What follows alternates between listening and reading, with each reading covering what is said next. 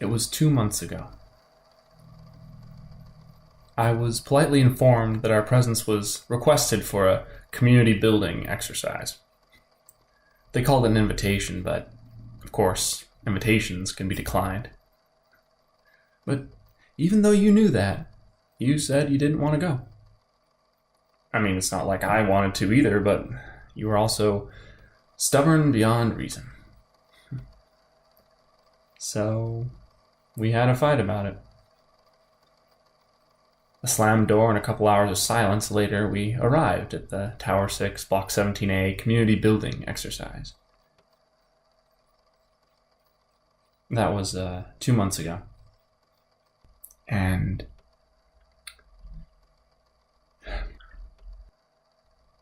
that's when I knew we'd become strangers.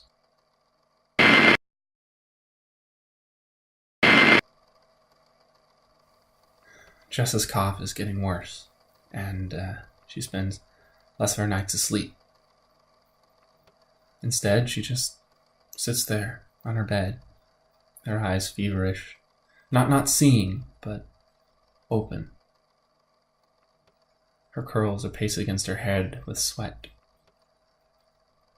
And I'm scared, you know? It hurts to see her like this. It reminds me of...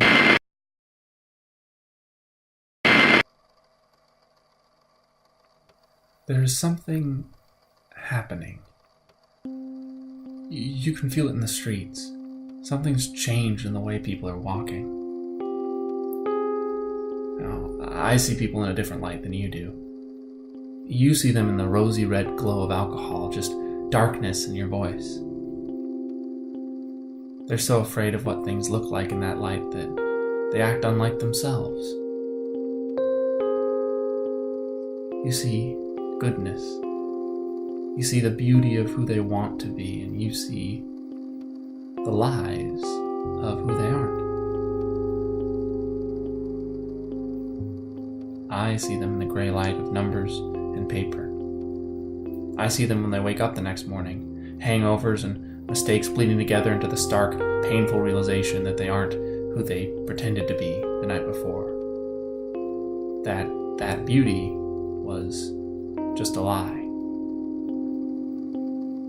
And I sit. I tally their sins. I tell them where they stand. I watch their faces go through every emotion. Pain, regret, desire, hate, and, of course, the ever-present shame. In a way, we work two sides of the same door, Etta. You tell them that they can be whoever they want to be for a night. I tell them that that night is over.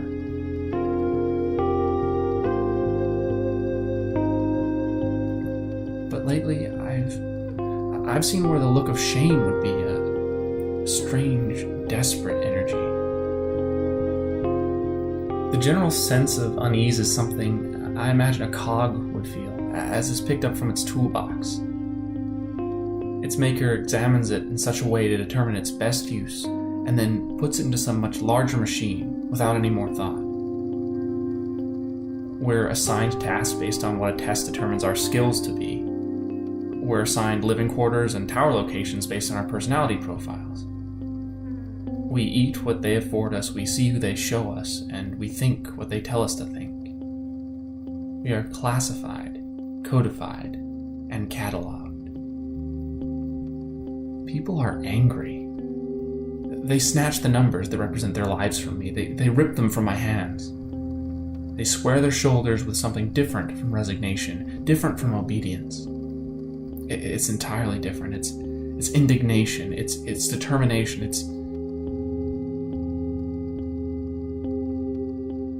It's hope. It's hope, Etta. And hope can make people do dangerous things.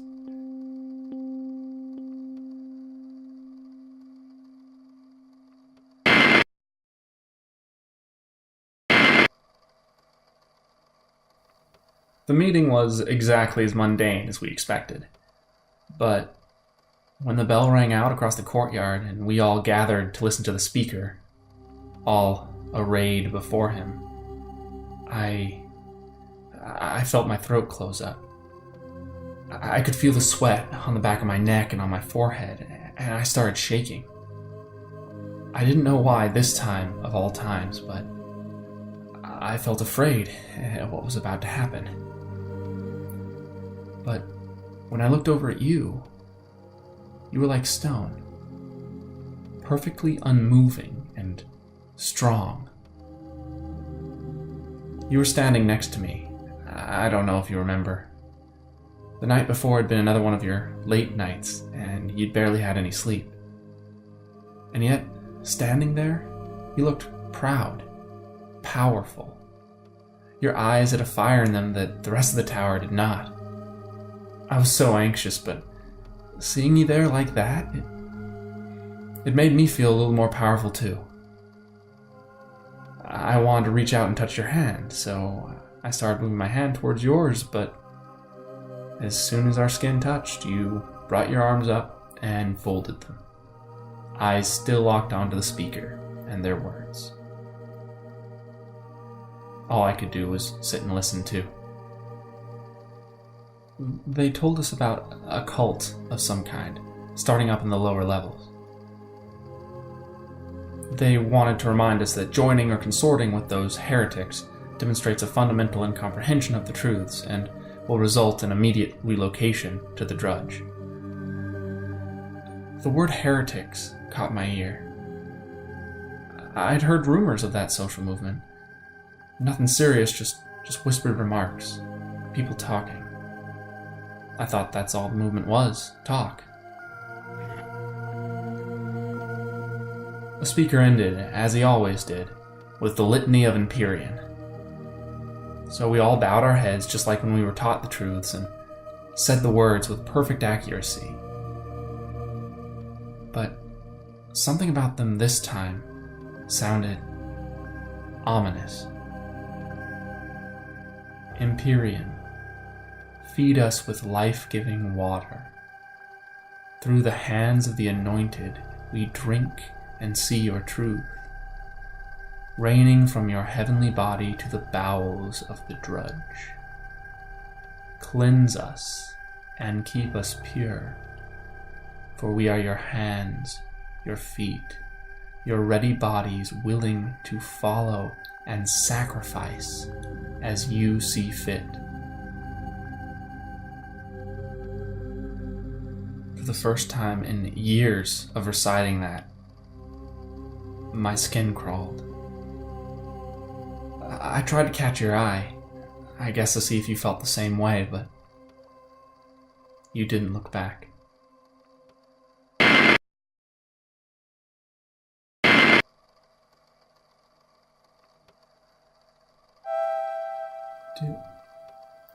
Do you know my favorite memory of us? It was that day we took Jessa to the top of the tower for the coronation. We could barely contain her through the ceremony. She stained her dress green from rolling in the grass. Her new dress. But we didn't care. We just laughed. We shared her joy, her hope, her life. We shared our life with our daughter in that moment. And it was so simple. Did you even know that?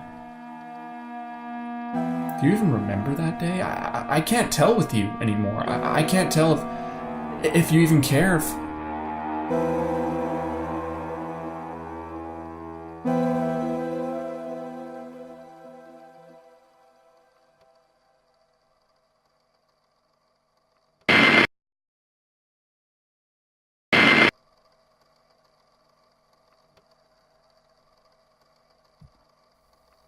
I guess I first noticed it when we were chatting with the couple from down the street, Jules and Victor. They'd invite us over a few times when we were first married and when we were given our residence in the nascent district. But there at the community building exercise, they were almost completely different. Both were a few pounds heavier, sure, and now they have 3 children instead of 1. Last time we saw them, they had only the little boy, and Jules had accidentally spilled their drink all over both of them. The little boy was more of a young man now. Where did the time go? No, they were different in a different way. They greeted us smiling, and we did the same, but their pleasantries weren't sincere. I could see the bulge of their eyes. And you can tell when someone's not sincere. There's a look to them, like somehow their forced behavior causes their skin to pull tight around their faces, pulling their eyes tight to bulge in an unnatural smile. They spoke, but without saying anything. Their conversations danced around us, avoiding asking about our children. I guess Jess's illness had officially hit the rumor mill. I'm sure her absence at the community building exercise confirmed it. They were trying to be polite, I suppose. But it just hurt. After the appropriate amount of time and the obligatory and slightly cutting, "We should share a meal together sometime soon, and if you guys need anything at all, let us know," it was over. No more bulging eyes and unconvincing smiles. We were free to be ourselves again, our bodies creating an island among the milling masses. I caught your eye and smiled. I remember saying some stupid joke like, "They look a lot better not covered in wine, huh?" You returned the smile, but there was no fire in your eyes. They bulged. Your skin was taut, pulling back your lips in an unnatural smile.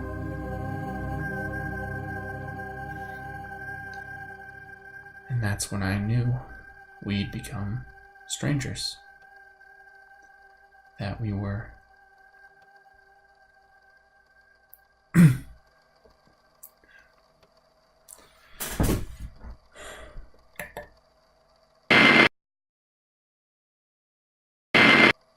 We walked home for miles, side by side, but I never felt so fucking far from you. I tried to talk a couple times, to make you laugh, anything really. But you just nodded, automatically. And so we fell into silence. There was nothing but the sound of our footsteps and the echoing creaks of the pipes moving the Mykota up from the drudge. You know, you have become really great at making me feel invisible.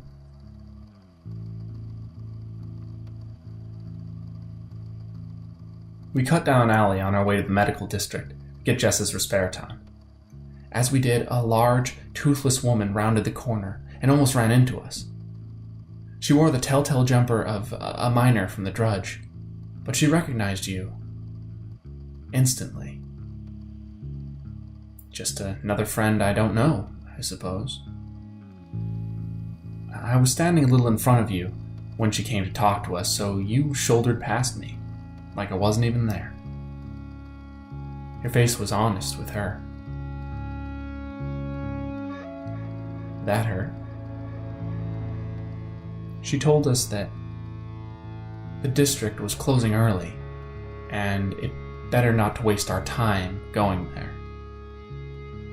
There was something in the way she said this, an intentionality behind her casual drawl that raised the hairs on the back of my neck. She turned her back and I noticed a strange patch on her jumpsuit. An arched slash above a pyramid, broken by a single upward stroke. He grabbed my arm and murmured, "Just get the Risperidone tomorrow, Jer." First thing he said to me the whole time. And then we went home. That strange symbol was in my head for the rest of the day. I memorized its shape in the silence.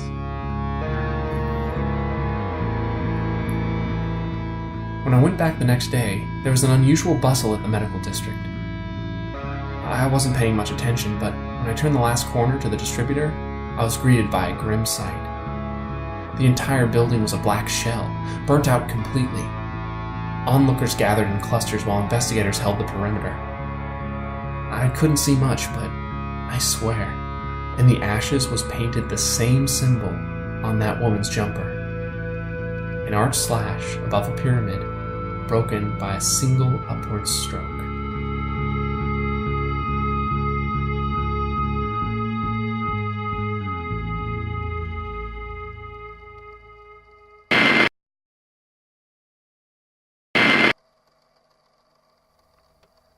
Two months. It's been 2 months, and there's still no more Respiraton. Last of our districts was burned away in that fire, and no one will tell me when we're going to get more. If anyone knows. Jessa's not going to make it long without it. Something has to change. Something has to start moving in order to save her. I have to start moving. I have to save her. That's why I'm recording this. That's why I must record this. I've spent all my life as a piece in this system, never questioning my purpose and assuming that my needs will be met. But they aren't being met. Jessa's needs are not being met. I'm done with complacency. My needs are for you and for Jessa. My needs are for a healthy family and for you to believe in me again.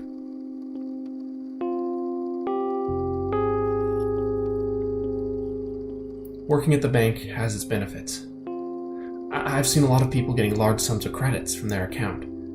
People that I used to see in line at the med corner. And so one day, I asked. It was Quinn, whose son had been fighting MAS for several months now. When I asked him, he leaned in closely and spoke, his voice barely echoing in the cement box that is the bank. Jeremy, there are ways to get medication that aren't exactly monitored. I'm only telling you this because I know how bad it is having someone you love with MAS. And Jessa is such a beautiful girl. You deserve to have a chance. She deserves to have a chance. His breath was hot and his eyes wandered constantly back and forth. But he was being sincere. You could hear it in his voice.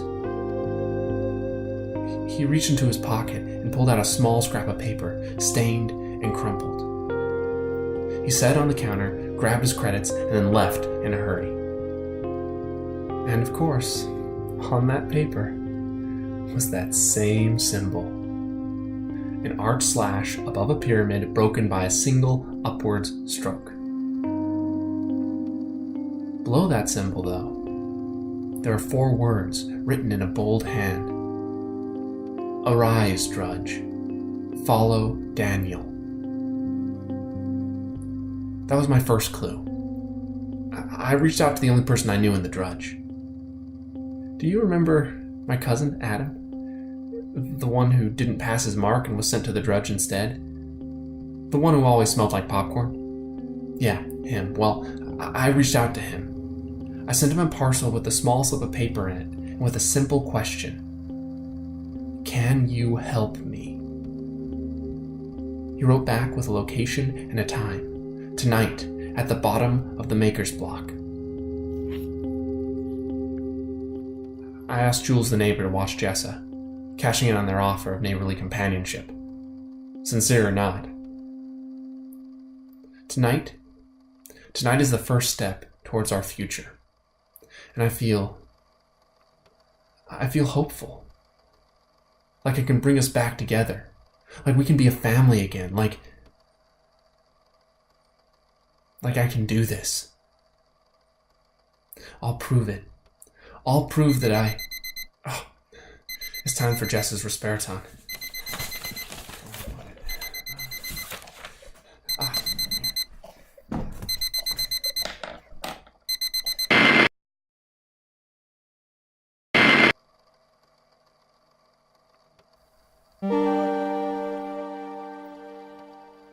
There's a moment every morning when you come home.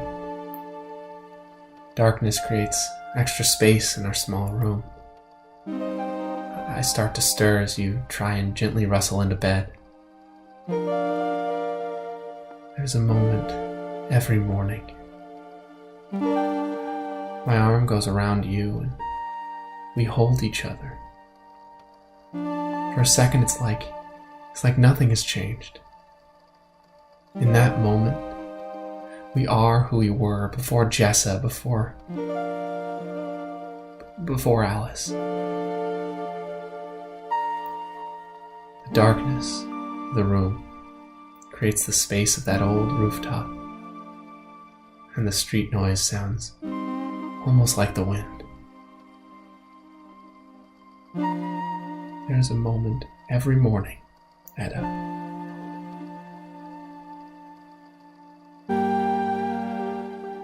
But it always passes.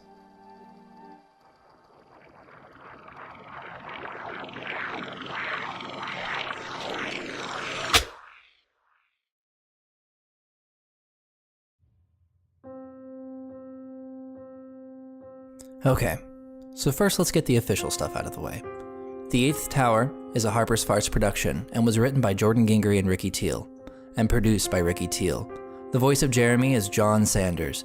Music is by Harper's Farce. To find out more about the creators, lore, music, and other art, go to the8thtower.com and be sure to find and follow us at Harper's Farce on all social media for updates and other news. There, now that that's out of the way, I want to sincerely thank you for consuming the first episode of our strange little story. I hope it tasted great. I'd make a funny joke about what I hope it tasted like, but we don't have any sponsors yet, so... Anyways, welcome to the city of Calescai. We at Harper's Farce have had the city in our collective imaginations for several years now, and are so excited to bring you the first look of it. This podcast weaves a narrative through the levels of Calescai that corresponds with our upcoming sci-fi rock opera. You can find more about the musical side of our narrative at harpersfarce.com. And while you're there, be sure to check out the codex. There are a lot of terms, people, places, and things in Calescai, so we are updating a small wiki with things you may be curious about from each episode. There may also be some cool art that you can find on there, and a bunch of other neat stuff. Check it out at harpersfarce.com. And now, it's time for the truth. What once was washed can never be dirtied again, if the washing is done with her sacred flux. What once was whole can never be broken, if the seams were mended with her sacred thread. What once could sing can never be silenced, if filled with her sacred song. And these truths can never be broken, for they are the sacred words that she said. So say we all.